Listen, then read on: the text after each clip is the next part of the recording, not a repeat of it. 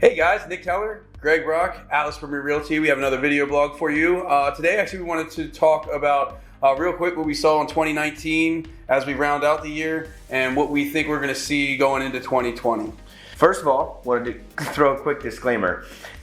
We don't have a crystal ball. We don't have clear-cut answers on what this is going to do. This is purely just our opinion based on what we've seen in the history of the housing markets and where we think we might be going in the next year. What we're feeling in the trenches, right? Correct. So real quick on 2019, without getting into the stats and facts, it was an up and down year, I would say, by and large. It wasn't as good as, let's say, 2018 and 2017, or as hot and feverish as we saw it. But we started to see the new pendings. We started to see the activity die down a little bit. Yep. Days on market crept up and days on market is the time it takes for a home to actually go under contract. We actually saw that increase a little bit this year.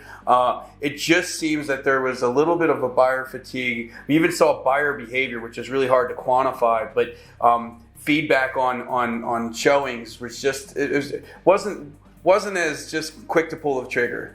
Yeah, I think part of that, we tried to find an answer. I mean, you and I had multiple conversations, whether it be late night or whatever, looking at our inventory, that we couldn't find an answer on why the buyers weren't pulling the trigger. Mm-hmm. But I think buyer fatigue is a great term that could have something to do with why we saw the market. And what we mean with buyer fatigue is, we've seen such a hot and heavy market where it's been seller heavy, right? Mm-hmm. So there's been very low inventory and the same or more demand each year. And just simple economics says that when you have little supply and more demand, puts pressure on prices. We've seen prices go up really since we've recovered. So, for the last 10 years since we crashed. So, historically, peak to peak, the sales cycle for real estate is about 7 years, and we're at 10. So we're a little overextended. And with buyer fatigue, we're just seeing where people are seemingly finding excuses not to buy homes. And really, our only theory with that is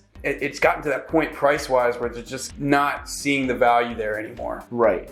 And the Fed has actually stepped in a couple of ways to try to help that and lowering interest rates mm-hmm. along the way. And the interest rates are still extremely attractive. If you were to look at 15 years, we're still really attractive for buyers, but it hasn't really just ticked it up like people might think that it does. No, it didn't. It hasn't. So looking forward to 2020, it's an election year. What kind of impact do you think that's going to have? Well, a couple of things I think personally that I think might happen is as the election comes to a close, I think that the Federal Reserve is probably going to push on interest rates a little bit there. I think right now the current administration probably wants themselves to look really good going into the election year. So that can change directly after the election. I think it's important to realize that personally, I think the election is going to have very minimal impact on how we see things in real estate. Mm-hmm. I think it's really important to remember that real estate's kind of a slow-moving ship. Other than the crash that we saw in 2008, which was systemically set up for it to drop like that, we're not set up like that right now. So if things do start to change, it's going to be several quarters in a row before we really feel that impact. Right. We might feel it in a transaction here or there, or a purchase or a sale here and there, but it's going to be over the course of several quarters before we see things change. I don't know that we're going to see that in its totality in 2020. Right. And the other thing that you want to look out for is, or be working with a real estate agent that is looking out for it, is looking for these trends. He just said quarter over multiple quarters.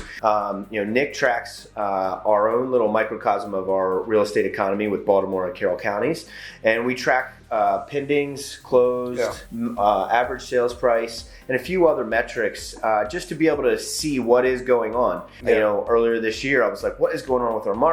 And then Nick and I looked at the trends, and it really wasn't that much different year over year since 2014. So we made a decision, let's just keep track of this and make sure that it doesn't become a trend. Yeah, and it's important to track those things and to make sure that you're at least keeping your fingers on the pulse of that, or have somebody that is, so that you know that if you are getting in the market, that you can maybe stay ahead of it and be positioned correctly for where the market's headed, whether it's going down or staying the same or going up. Right. So hope that helps. If you have any questions as to what's happened this year and what might happen next year, please feel free to reach out to us. We always appreciate the support, and we'll look forward to doing more of these with you guys this coming year. Thanks a lot.